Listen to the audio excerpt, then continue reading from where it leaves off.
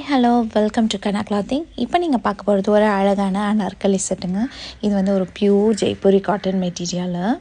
அனார்கலினா semi அனார்கலின்னு சொல்லலாம். Flare ரொம்ப கம்மியாக தான் இருக்குது.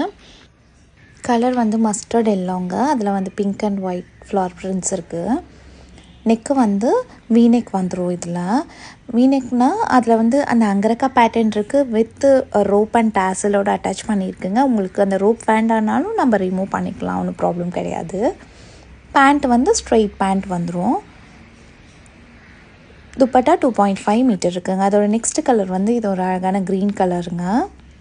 அதில் வந்து சாண்டில் கலர் வித் மெரூன் கலர் மாதிரியான கலரில் வந்து ஃப்ளாரல் மோட்டிவ்ஸ் இருக்குது.